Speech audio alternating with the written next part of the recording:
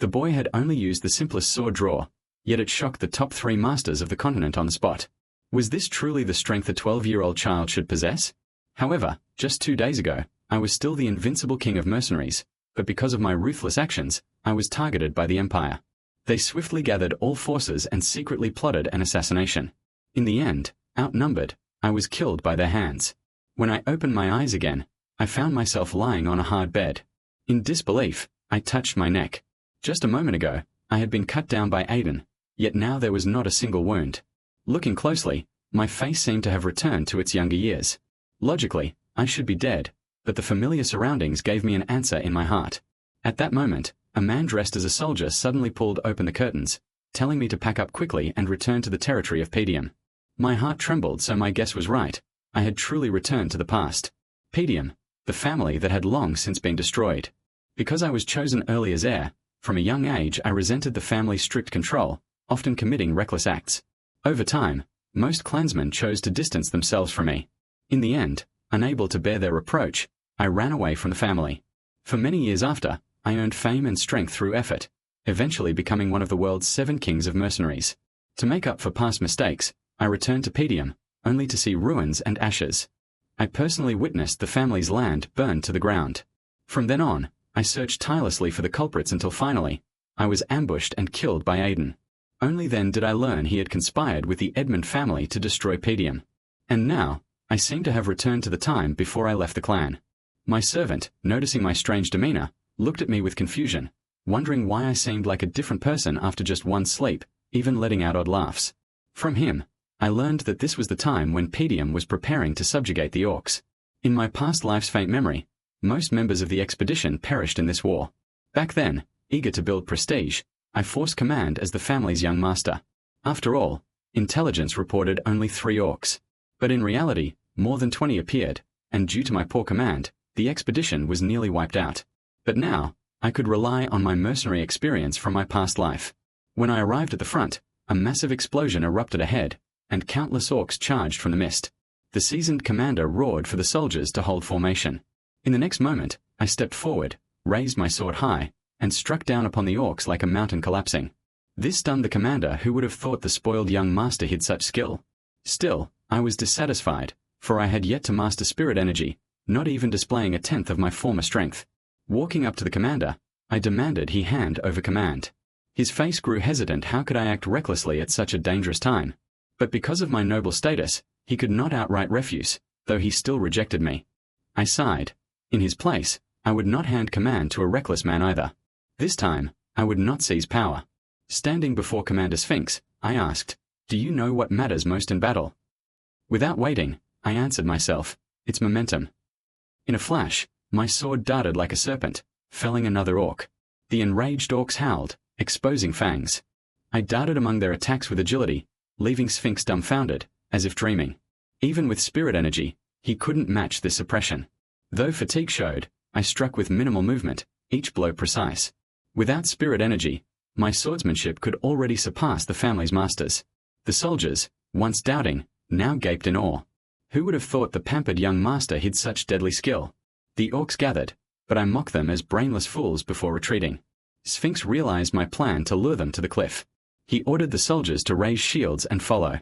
Minutes later, I leapt, the soldiers formed a wall, and together we shoved the orcs off the cliff. Their bodies crashed against rocks, torn apart. Yet exhausted, I too fell, sinking into darkness. In the void, fragments appeared, my sister Elina calling my name. These were memories of us together. When I awoke, I was again on that familiar hard bed. I wasn't dead. Commander Sphinx must have caught me. But in the next instant, I felt as if my body was struck by lightning. It felt as though something inside me had been struck. Perhaps it was the result of pushing my body to its absolute limits in battle.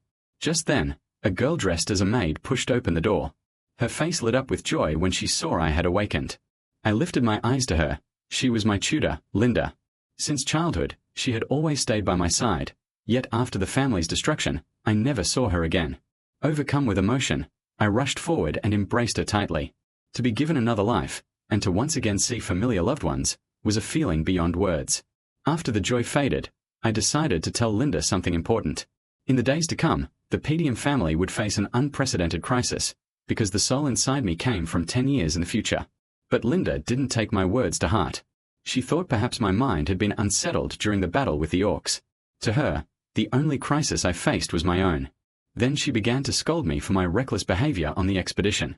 If not for Commander Sphinx catching me in time, I might not even be alive to hear her lecture. Afterward, with some concern, she asked if I planned to attend the celebration in a week's time. Every year, the Petium family held a grand banquet during the season. In my past life, my sister Elina had invited me, but because of the campaign, I refused. That refusal became a wound I could never heal, for Elina died tragically during that very banquet. That regret haunted me for half a lifetime. At that moment, footsteps shuffled outside. Before I even realized what I was doing, my body moved ahead of my thoughts, and I threw my arms around the figure who entered. But the next second, Elina shoved me away, her face filled with confusion. Because of the many foolish things I had done in the past, our relationship was never close. But in this life, I would make up for all those regrets. Embarrassed, I softly apologized, telling her I should never have spoken to her so harshly before. My words froze both Elina and Linda in place, their eyes wide with disbelief. Could it be that my head had been damaged by the orcs? Otherwise, how could the proud heir of the Petium family suddenly learn to apologize? I followed Elina to the square, where she was personally overseeing the servants preparing for the celebration. The family was short on hands, so even she, the daughter of the house, had to work tirelessly. I came both to help her and to quietly investigate the family situation. In my previous life, Elina's body was discovered in the distant slums after the banquet. She must have been lured away or forcibly abducted. As night fell, I went to the training ground assigned to me. This was my first time here in 2 lifetimes. Compared to the brutal conditions of the mercenary camps, this place was nothing. I owed much to my old teacher, Grady, who had always maintained my equipment. Back then, I stubbornly saw everyone around me as an enemy, but now I realized how narrow-minded I truly was. I recalled more of the events from that fateful banquet. If memory served, the one who killed Elina was a young master from another family. That act dragged Petium into interfamily conflict, marking the start of our downfall. Before the banquet, I had to at least regain the ability to wield spirit energy.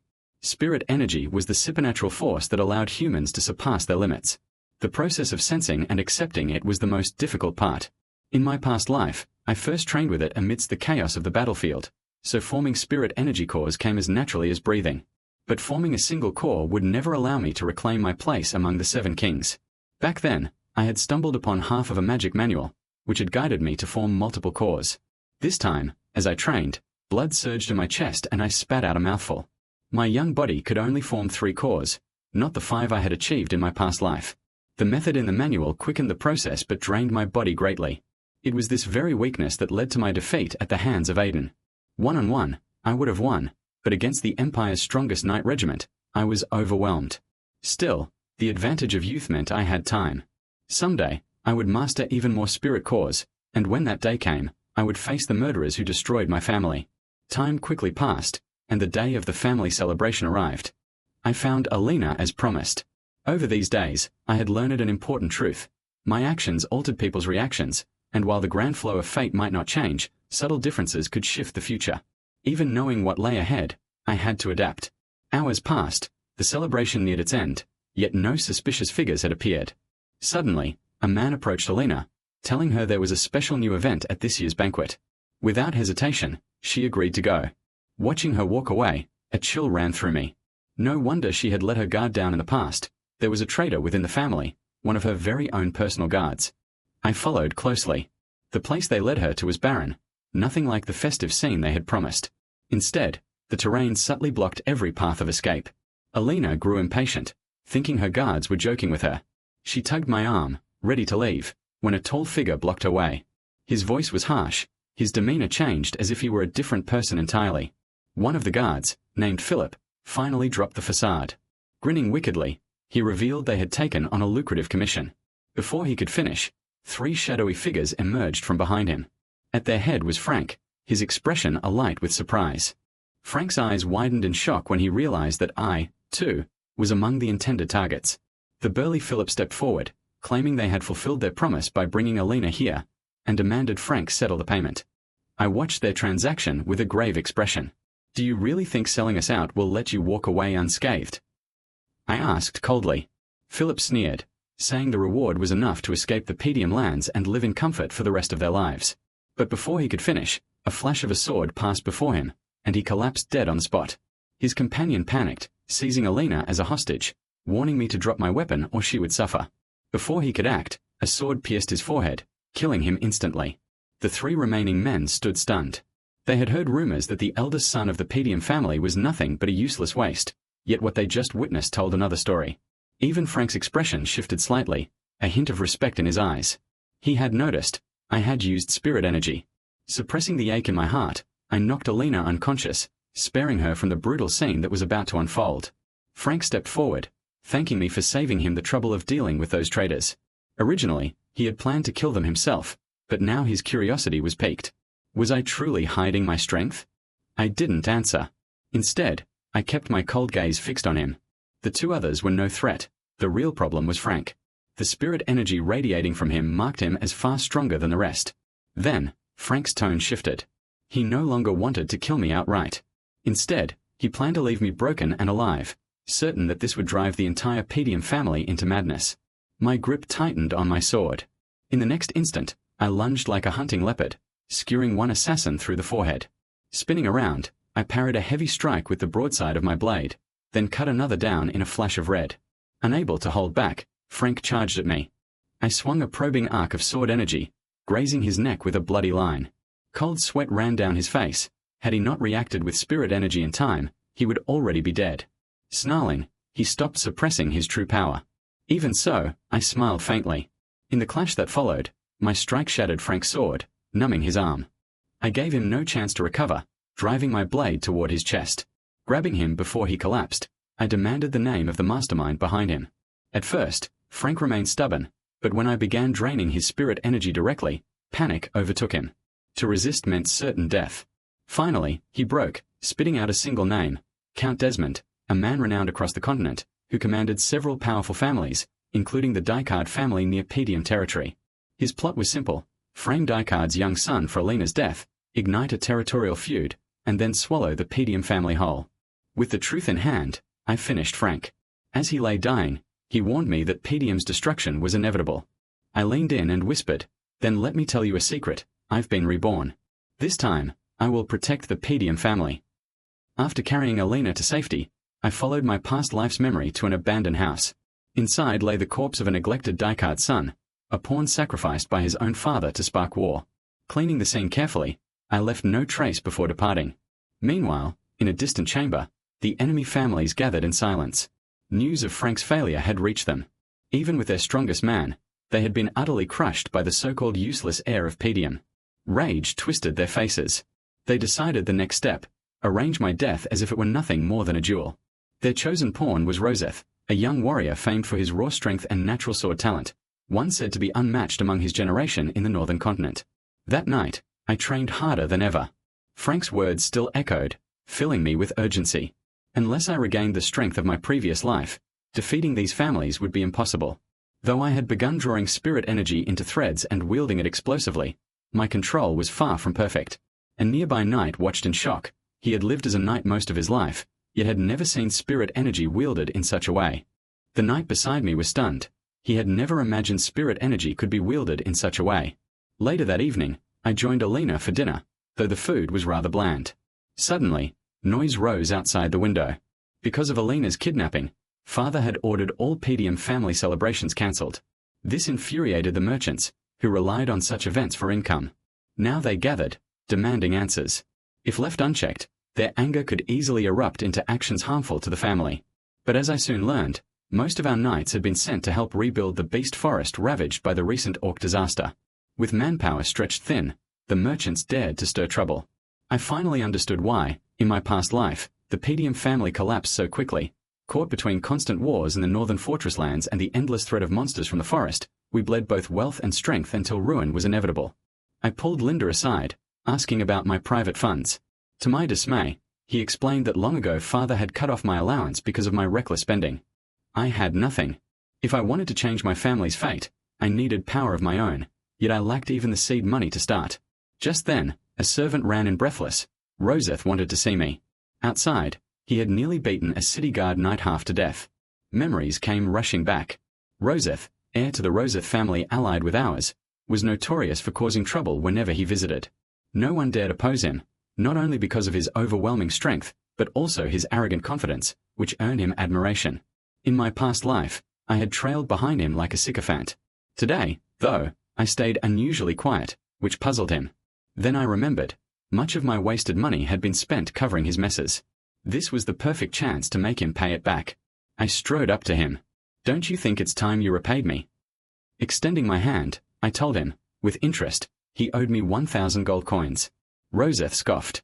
To him, it had all been my choice, friendship fees I had paid to curry favor. I cut him off coldly. "Pay up, or I'll beat you down in front of everyone."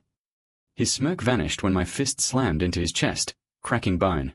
He coughed blood, glaring in disbelief. "So this is the heir of Petium? Can't even withstand a single blow from a so-called useless waste." His attendant rushed forward in outrage, accusing me of shattering the alliance between our families. Roseth only laughed, saying he would settle things with a duel. I threw a rag in his face. "A duel should be my challenge, not yours." He grinned, eager to accept. I then told the guards to summon the merchants. Here was their chance to profit. Soon, Roseth and I stood in the central dueling arena. The cancelled festival had found its replacement, two heirs battling before the crowd. Nobles and merchants gathered, betting heavily on Roseth, while mocking me, the so-called Petium waste. When the fight began, Roseth pressed me hard, his brute strength forcing me back as I dodged left and right. To onlookers, it seemed I was already doomed.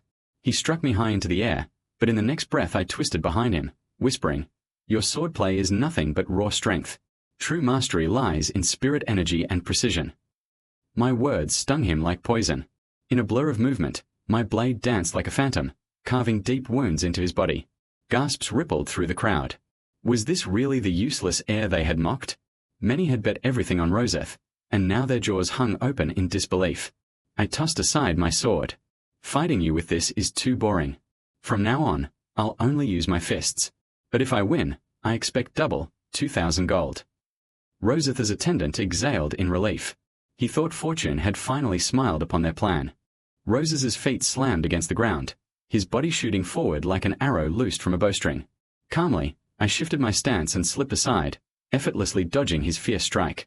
Seizing the opening as he drew back his blade, I drove my left fist hard into his abdomen. The impact sent shockwaves through his body, leaving him staggering in disbelief. How had my strength grown so terrifying? I grabbed hold of him, hammering his body with relentless elbows. Roseth flailed, arms raised in panic to block, but he was powerless. Blow after blow crushed him until his face was nearly swollen beyond recognition. Clamping a hand on his head, I leaned in coldly. "Before the Roseth family's downfall, you should remember, our fathers were once true allies. And yet you, the heir, dare betray your blood and conspire with outsiders." The words struck him as memory surfaced. He once asked his father why they still aided House Petium. The answer was simple: because they were allies. Now, broken and defeated, he could barely comprehend what I had become. I let my fists fall silent. The duel was decided. Victory was mine. His attendant scrambled onto the stage, shocked that Roseth had been beaten so badly. Their so-called alliance was finished. By the next day, a chest of nearly 3,000 gold coins arrived at my estate, repayment with interest. Enough to hire a small mercenary band, though I knew it was still far from sufficient. What I needed was a way to earn wealth consistently. Just then, my younger sister Elina snuck up behind me, teasing that perhaps I was preparing a grand surprise for my fiancé. My body stiffened. Fiancé? I had no memory of such a thing. Linda gave me a knowing look, certain I was only feigning ignorance out of shyness. Slowly, memories returned. Yes, the so-called fiancé was Amelia of House Raybird, praised for her kindness and generosity, beloved by the people. Yet in truth, she would one day become the very cause of rebellion, a hidden conspirator in Duke Edmund's scheme to devour House Petium, known in whispers as the Witch of the North. I pressed Linda's father about our return to the capital. 1 week, he said. Time enough to prepare my plans. I decided I would travel to Amelia's lands. At that same moment, Amelia herself was giving away her own shoes to a barefoot girl, ordering that every villager under her rule be clothed, housed, and fed. A performance meant to engrave her image as a merciful ruler into the hearts of her people. Later, she returned home, where her knight Bernard knelt washing her feet. Her father demanded obedience through fear, but she sought loyalty through comfort and hope. Bernard praised her cunning, saying it would aid her greatly when the time came to compete for succession. But Amelia was ruthless. In the next instant, she crushed her foot against Bernard's face, coldly demanding to know the truth about his duel with the North's first sword. He stammered excuses, claiming he held back to protect her secrecy. Then she asked about the Actium trading company. Bernard proudly reported their profits from rebuilding Petium after the beast died, earnings nearly equal to an annual subsidy from her father's estate, and their recruitment of powerful former Petium soldiers. Amelia's satisfaction was clear. She praised Bernard but warned him not to reveal her true ambitions until his strength had fully matured. Just then, a servant hurried in. House Petium's eldest son requested an audience. Moments later, I stood before Amelia.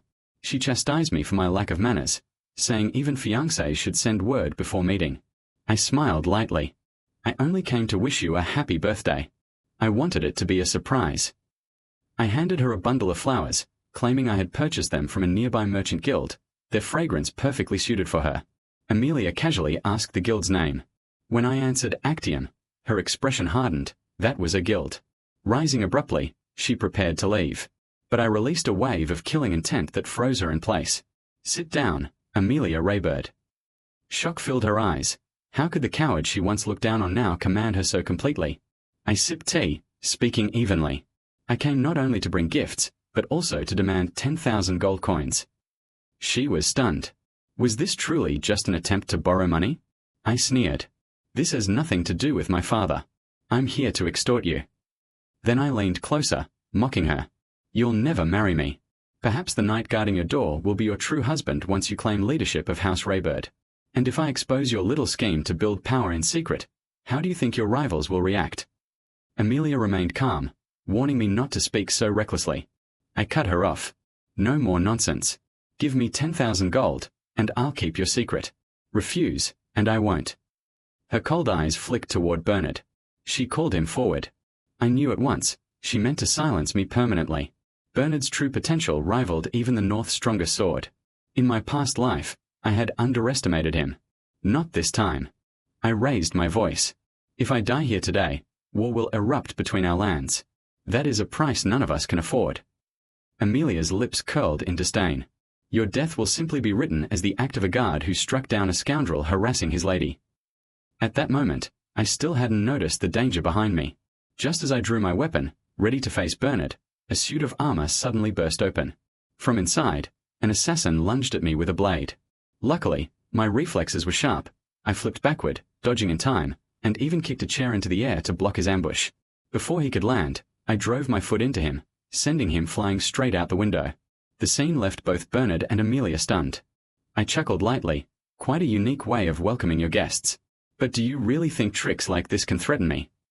Without hesitation, I grabbed my weapon and charged at Bernard. As I attacked, I demanded, as a knight, don't you understand even the basics of honor? Bernard, unfazed, coldly replied that since I had endangered Lady Amelia's life, he had every right to execute me as her bodyguard.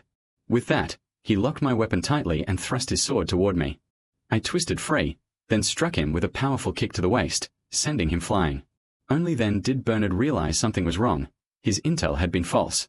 He had thought I was a useless braggart, but the techniques I had just shown were far beyond a beginner's. Amelia's face grew stern. Don't tell me you can't even defeat this so-called waste. Otherwise, after today, someone else will take your place. Bernard swallowed his anger, determined not to lose his position at her side. He unleashed his full strength, his body radiating terrifying magic. I was caught off guard. This guy was already that strong? Seizing the opening, Bernard slashed at my neck. I barely dodged, but his blade still left a cut across my face. What followed was a storm of relentless strikes. He was clearly trying to force me into a mistake for a finishing blow. I knew I couldn't just defend forever. When he tried once again to trap my sword with his arm, I evaded, but he quickly shifted tactics, locking my leg and slamming me into the floor. The impact made it clear. I couldn't repeat the same moves against him. I dodged his next swing by inches, using his own sword as leverage to swing myself away from danger. Bernard sneered. So, the heir of the Petium family has been hiding his strength all along. But your clumsy techniques, they're just tricks for fighting brainless monsters. Against me, they're useless. You won't be leaving here alive. I worried how long my magic could hold out. The odds weren't in my favor, but I had noticed something. His feints disrupted my sense of distance. If I wanted to win, I had to pull back and find an opening. Gathering my magic, I summoned a massive sword that came crashing down on Bernard's head. I pressed forward with a heavy strike, ready to end it, but he recovered in time, blocking with brute force and throwing me aside. Rushing to Amelia, Bernard urged, "My lady, leave through the back door now. I can no longer guarantee your safety." Amelia's fear grew, especially after realizing I knew too much about her merchant group and her secrets. If I lived, his pride and reputation would be destroyed. But Bernard had already arranged hidden guards nearby, ready to turn the tide at his signal. Just as Amelia ran toward the ambush site, her horror deepened. All of Bernard's men had already been eliminated by a cloaked figure. Slowly, the black-clad person turned. "Long time no see, Lady Amelia." Amelia froze. It was Linda, the maid who had always been by my side. She had no time to think, only to run. But it was too late. Linda flashed behind her, pressing a blade to her neck. "Lady Amelia, I suggest you behave." Noticing the spiders at Amelia's lips, Linda plucked them off and crushed them underfoot. "I overheard the family masters once. As a child, you were always bullied with spiders by your siblings. So now you surround yourself with them? Whether it's to overcome trauma or flaunt yourself, it's disgusting." She threw the rest of Amelia's spiders to the floor. "And now, you're going to help me finish something." Meanwhile, Bernard unleashed his full power, his aura blazing as he pressed his attack against me. His swordsmanship was fierce, every strike carrying crushing force. I waited for the right moment, lunged, and thrust at his head. He dodged, counter-stabbing, but this time I didn't block. Instead, I used my shoulder to deflect his blade, even at the cost of injury. Bernard was shocked, realizing I was hiding far more than he had ever imagined. But with overwhelming speed and relentless aggression, he still forced me back. Each clash made it clear, this battle was becoming a fight of survival, where one fatal mistake would end everything. Even with my current magic, I knew I couldn't truly defeat Bernard. But unlike him, I possessed a unique method of cultivating mana. As the thought crossed my mind, a surge of intense magical aura erupted from my body. Slowly, a third core emerged within me. Before Bernard could react, I swung my sword with a sharp clang, knocking his weapon straight from his hands. He froze in shock, overwhelmed by the aura spilling from me. Though reluctant to admit it, Bernard realized this duel was no longer his to win. At that moment, Linda entered the room, dragging Amelia inside. Amelia's face twisted with irritation. "Whether you want 10,000 coins or something else, just take the money and get out." I smirked. "Had you come any later, your loyal guard would have been dead. And since you wasted my time, I'll be taking double, 20,000 gold coins." After sealing the deal, I left her estate, though Amelia's mind was already turning dark. She had decided, one way or another, I had to disappear. When Bernard suggested reporting to Count Depain, Amelia slapped him hard. "How many times have I warned you? Do you not understand how terrifying Count Depain truly is? If he learns of this, we'll be the first to be discarded." She had secretly signed a pact with him, agreeing to help destroy the Petium family in exchange for his support to rebel against her own kin. If word leaked, she would lose all influence in her house. And now, since I had uncovered her merchant schemes, I might also know of this forbidden pact.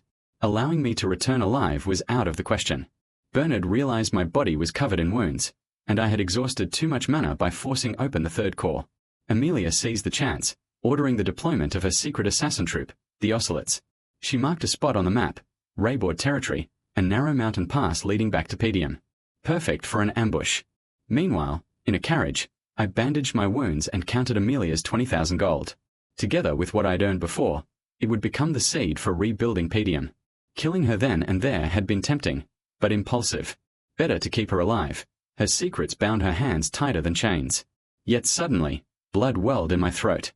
Forcing the third core had taken its toll. Unless I found a way to boost my magic, my body would break. Just then, Linda seized my hand, producing a silver needle. "Your mana veins are in chaos. I'll help stabilize them." She pierced my palm, releasing not blood but a strange black vapor. My flow of magic instantly became smoother. I couldn't help but question, who exactly was Linda? With her skill, why would she remain in Petium as a maid? But she was chosen by my mother, and her loyalty was beyond doubt. Now that her true strength was revealed, it only gave me more hope. She asked why I had demanded so much gold from Amelia. "Because our territory bleeds for it," I answered casually. My words stunned her. To her, forcing Amelia into breaking the engagement was a reckless loss. But I shook my head. She won't dare tell her father. Finally, Linda pressed further.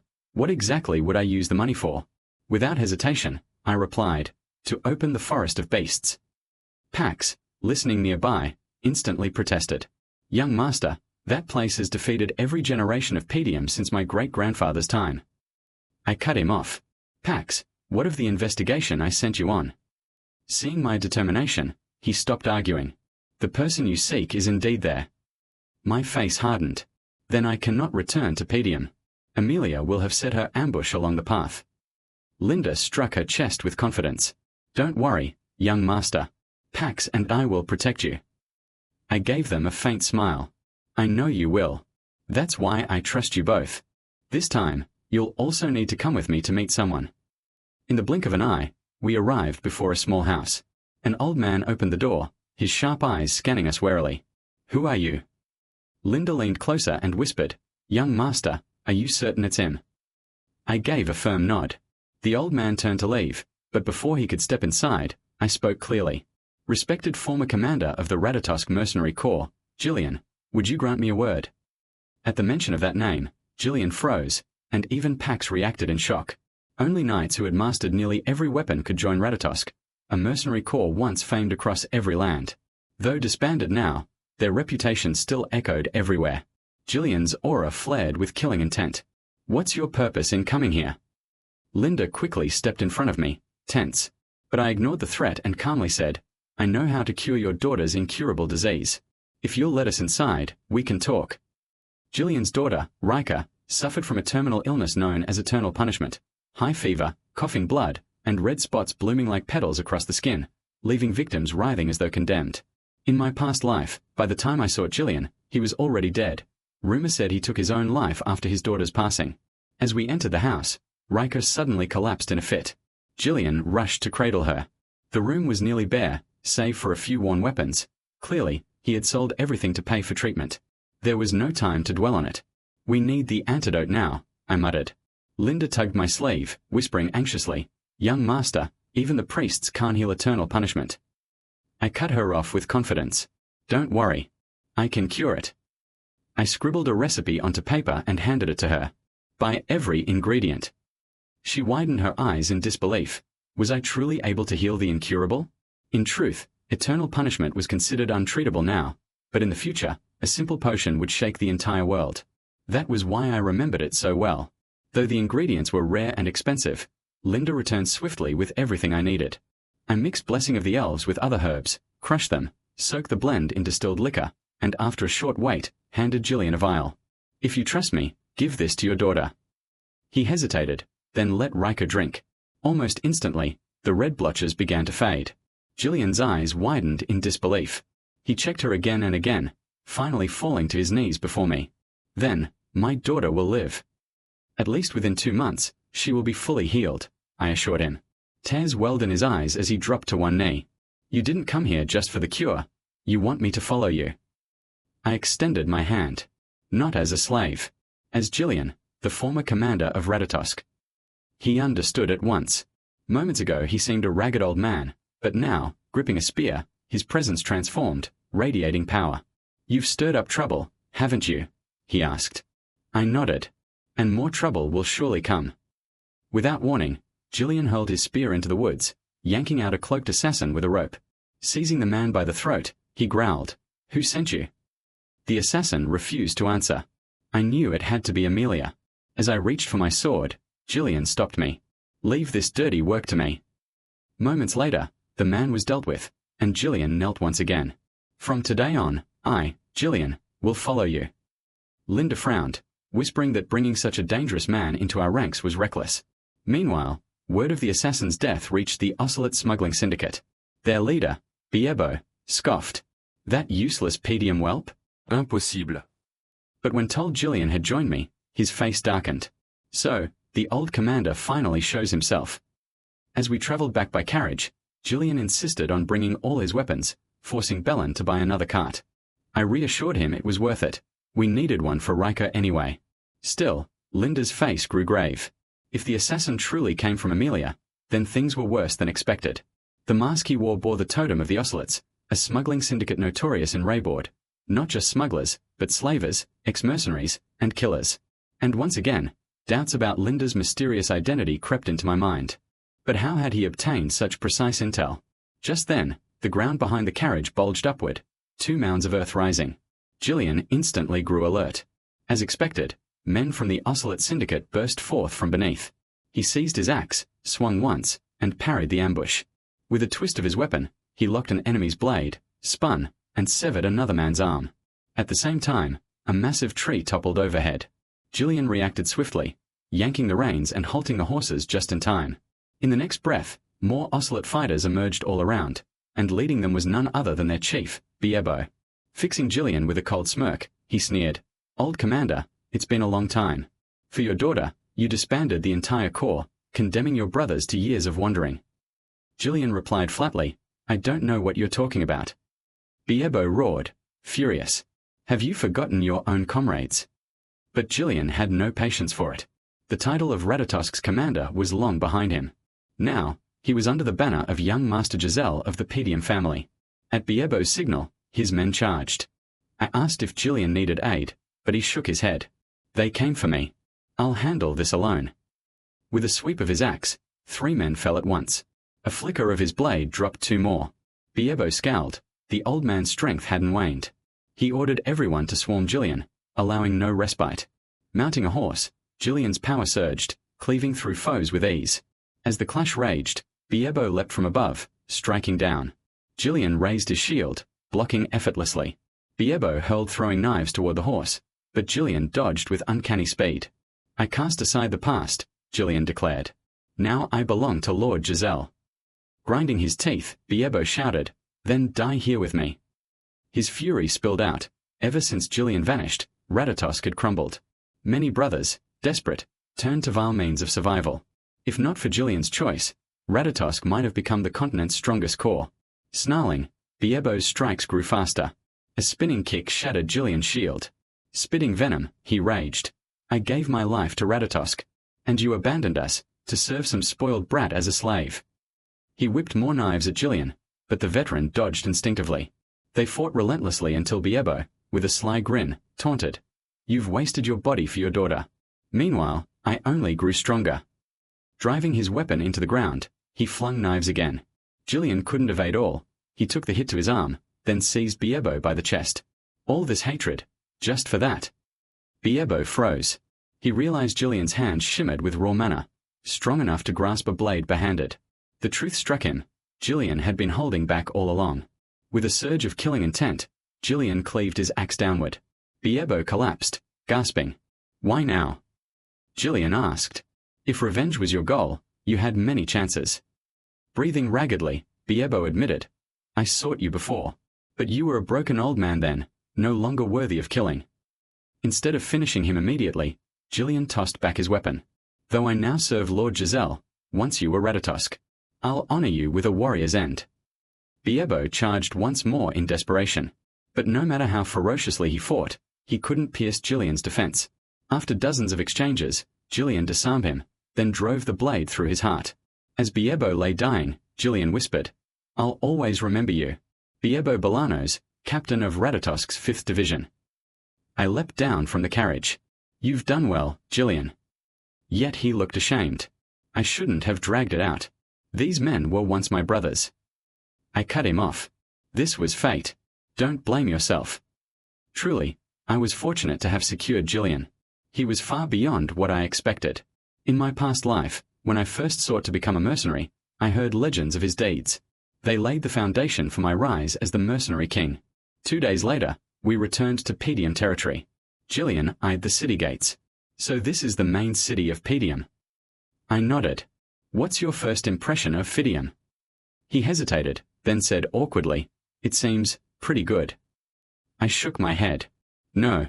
Petium is in poor shape. The houses are old, fields lie fallow. Villagers capable of farming have been conscripted, leaving only forced labor to tend the land." Gillian admitted he had heard rumors that Petium was always at war with northern barbarians. Now he saw the reality was even worse. I placed a hand on my chest. "This will change soon. But I'll need your help." Not long after, our carriage reached the gates. To my shock, waiting there was my father himself. Fresh from the front lines, he wasted no time, summoning me straight to the family council chamber. Inside, his 3 veteran retainers bickered as always: Landop, captain of the knights; Albert, the treasurer; and Homel, the steward. Their faces flushed with argument, this time over my father's decision to withdraw troops from the front. At its heart, the problem was money. Without Count Rayboard's subsidies, the coffers ran dry. Ever since they began collecting soldier reserve grain, the money allotted to Petium had dwindled. That was why father had no choice but to temporarily pull back the troops. As I watched his hand lift the teacup, I noticed for the first time how heavily his shoulders sagged beneath the weight of exhaustion. This was the burden of a lord, the responsibility he alone had to bear. Though I had always resented father's stern and rigid ways as a child, after decades as a mercenary, I finally understood the hardships of being an adult. He sipped his tea and said evenly, "I heard you've been away from the city for a week. Don't tell me you went causing trouble in another lord's lands." I casually replied, "No trouble. I only had business with Amelia." At that, father's expression softened slightly. He then added, "I also heard you personally dealt with the traitors who tried to assassinate your sister, Giemme and Philip." Before I could answer, Landop snorted coldly. "Impossible. It must have been the young master who executed them himself. More likely, those 2 fools turned on each other, and you happened to benefit from the chaos. Rumors twisted it into you killing them single-handedly." I understood what Landop was thinking. Though Giemme and Philip were confirmed traitors, it still stung him that knights under his command had been killed by me, a son widely dismissed as useless. Of course, his pride wouldn't let him admit it. So, to ease the tension, I nodded in agreement with his version of events. To my surprise, father disagreed. "No matter how it happened, the fact remains, Elina is safe thanks to you. That alone proves you carry the bearing of Petium's heir." The words caught me off guard. It was the first time father had ever praised me publicly. Flustered, I seized the chance to make my request, only for Albert to interrupt. "If you're planning to use this as an excuse to restore your allowance, I'll be the first to oppose it." Landop agreed instantly, reminding everyone of my past scandals, setting fire to the city gate on a whim, slaughtering military horses just to eat meat, and countless other reckless acts. Every word was true, yet I was still amazed at how clearly they remembered it all. So I stood and clarified. "I'm not asking for pocket money. I only wish you to prove one thing. I intend to reclaim the forest of beasts." At once, father and the 3 elders rejected me flatly. With no choice, I returned to my chambers where Linda and the others awaited, preparing to set my plan into motion regardless. In truth, I had never sought father's permission. My question was only out of respect. Linda didn't understand why I was so fixated on reclaiming the forest of beasts. I couldn't yet tell her the reason. If word spread now, I would be forced into a dangerous corner. For buried near the forest's entrance lay an enormous vein of rune stone. Rune stones, the kind of rare or that could drive every mage in the world mad. Every magic tool, every refinement, every branch of arcane research required them. Wherever magic was used, rune stones were essential. No one knew of this deposit yet. Not even Duke Payne of the Yuan family, whose spies seemed to know everything, had this secret. For now, only I carried this knowledge. And if I could succeed in reclaiming the forest and mining those rune stones, the Petium territory would finally break free from its desperate situation.